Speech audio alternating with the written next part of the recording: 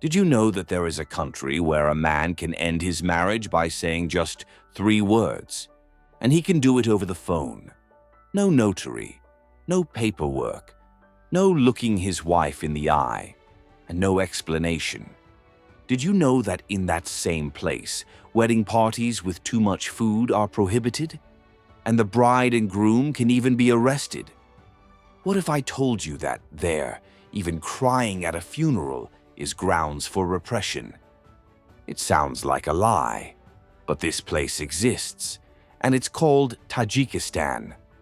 Isolated, mountainous, almost forgotten by the rest of the world, but with a reality that will leave you speechless. Today on Bello Mundo, we land in one of the most closed nations in Central Asia. Number 1. Location and geographical data. When we think of Asia, names like China, Japan, and India immediately come to mind. If it's Central Asia, you might even remember Afghanistan, Pakistan, or some other well-known Istan, such as Turkmenistan. But what about Tajikistan? You've probably never heard of it, or if you have, it was just in passing, without knowing exactly what makes it so unique. That's exactly why we're going to start this journey by locating this almost secret country.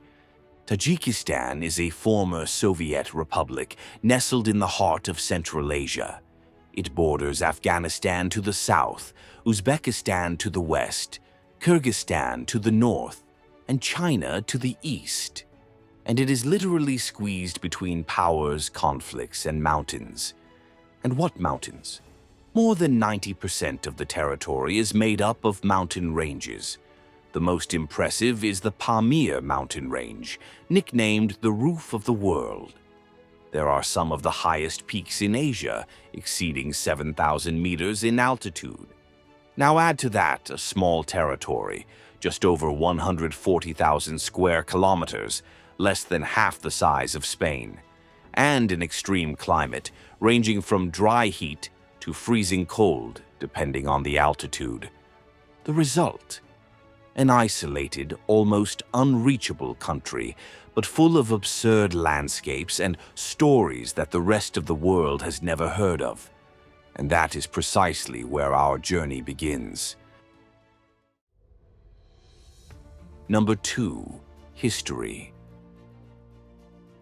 Long before it was an isolated country in the mountains of Central Asia, Tajikistan was home to some of the most powerful civilizations in the world. For centuries, it was a key point on the Silk Road, the network of trade routes that connected the East to the West.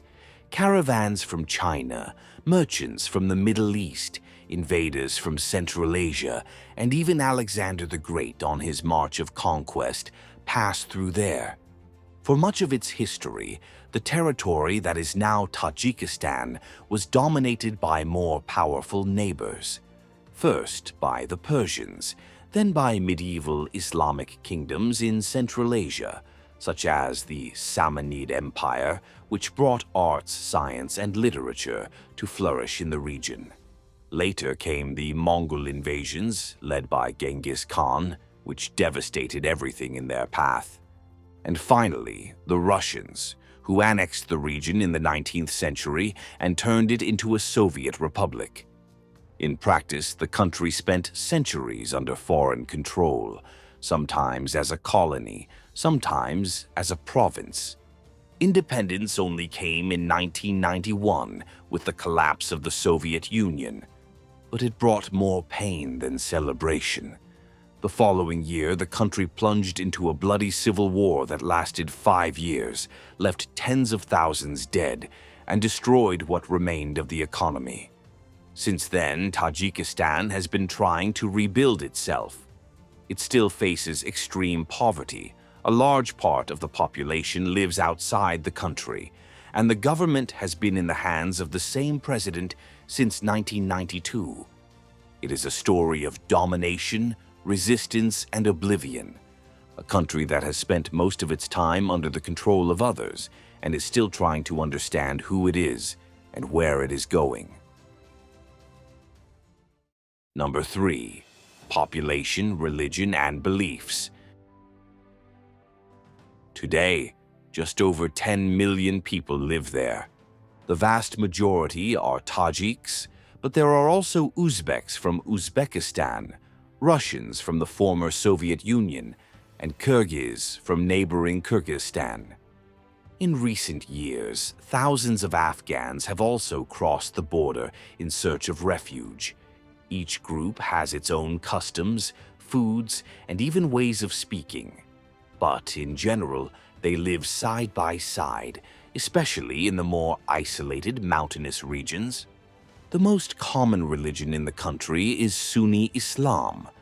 However, even with Muslim influence, many people still follow traditions that date back much further. Like Nowruz, the Persian New Year, which celebrates the arrival of spring with dances, special dishes, and rituals connected to nature. Or the promises made at shrines high in the mountains, the amulets against the evil eye, and the healers who still practice in the villages.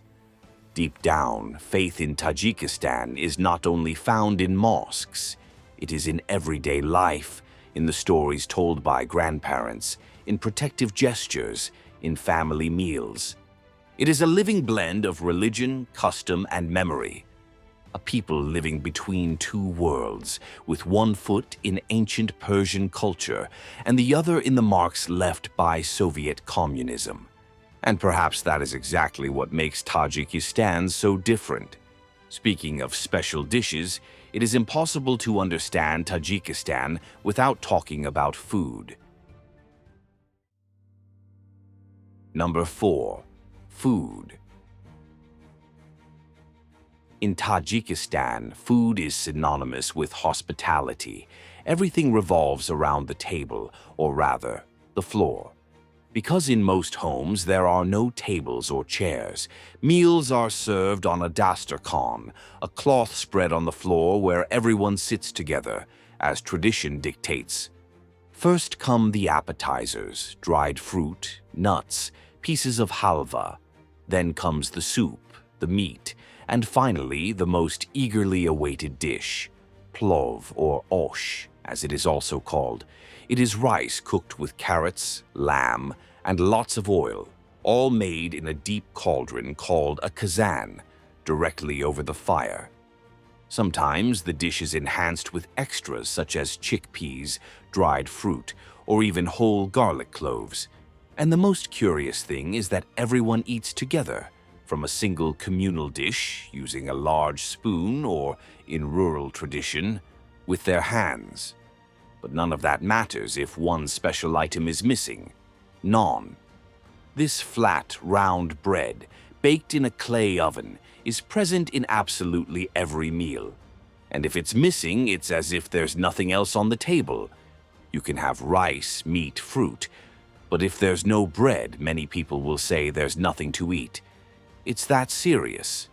And the respect for this bread borders on the sacred. If it falls on the floor, no one throws it away. It is placed on a low wall, a roof, or a high rock so that birds or dogs can eat it. Never, under any circumstances, should you turn the naan upside down. They say it brings bad luck. You also can't put anything on top of it except another piece of naan. Breaking these rules is like disrespecting the house. Another typical dish is kurutob, a broth made with small balls of salted dried cheese dissolved in water, poured over puff pastry and topped with fried onions and vegetables. No meat, just texture, aroma, and flavor. And once again, everything is shared in the center of the circle. In summer, the bazaars explode with fresh fruit. Melons, pomegranates, apricots, grapes, figs. Everything is natural and inexpensive, and always accompanied by green tea, which is practically an extension of the Tajik body. Hot, without sugar, and served in small cups without handles. It can be for breakfast, in the middle of the afternoon, or after dinner. No matter what time it is, there is always tea waiting. In fact, the chai khana, or tea house, is the city's meeting place.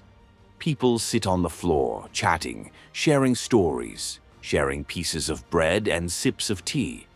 Because in Tajikistan, eating is much more than just feeding yourself. It is being together. It is respecting others. It is being part of something. Number 5. Marriage, traditions, and unwritten rules. After food comes what most reveals the soul of a people: customs. In Tajikistan, social traditions shape everything, from the way tea is served to the invisible rules that govern a couple's life. Weddings remain the biggest event in Tajik life. In rural areas, many people still marry early, around the age of 15, even though the law says the minimum age is 18. Marriages are usually arranged by families, and the groom pays a dowry in cash to the bride's family, an amount that usually pays for the wedding itself. And what a wedding it is! Plenty of food, traditional dancing, guests from the entire village. At least that's how it used to be. Lately, however, this kind of extravagance has been discouraged by orders from above. But we'll explain that better later on. If there is money left over, there is also the tutyonadani, a curious ritual where part of the wedding tip is thrown to the bride's single friends. Legend has it that whoever catches it will be lucky in love. It's kind of like catching the bride's bouquet in our tradition. But what really stands out is what happens after happily ever after. Many Tajik men marry and soon after go to work abroad. And it is not the wife who takes charge of the household, but the mother-in-law. She takes care of the children, the daily routine, and even supervises her daughter-in-law. The wife becomes almost a permanent visitor, always under surveillance. And if the marriage doesn't work out, for men, it's simple. Just say the word talaq 3 times, even over the phone, and that's it. You're divorced. Women, on the other hand, face a longer and more painful process. They are often seen as guilty and end up marginalized by their own community. Now, here's a curious fact that no one will forget. In Tajikistan, especially in rural areas, thick eyebrows are rare. The ideal is to have only one. Yes, a unibrow. Women even join their eyebrows with makeup or temporary tattoos. For them, this is neither strange nor ugly. It is a symbol of purity, femininity, and pride. And speaking of pride, education and respect have clear rules there. Men greet each other with a firm handshake and polite phrases. Among women, it is a kiss on the cheek. And when the food arrives, no one touches their plate before the oldest person, refusing tea, sweets, or fruit. No way. That is seriously rude. In a place where tradition is worth more than paper, knowing how to behave is almost a matter of social survival. Number 6. Scenery that looks like another world. Isolated by mountains, guarded by valleys, and almost forgotten by tourist guides, Tajikistan is home to landscapes that look like something out of a painting. Those who venture there discover that, even though it is one of the least known countries in Central Asia, it offers a visual spectacle that is hard to forget. The journey begins in the capital, Dushanbe. A quiet city with wide, tree-lined streets, it is home to the National Museum of Tajikistan. Inside, the country's past takes shape, from traces of the Stone Age to relics from the Soviet era. But just leave the center and everything changes. Soon the snow-capped peaks of the Fan Mountains appear, hiding the famous 7 lakes. Each one has a different color, ranging from deep blue to emerald green.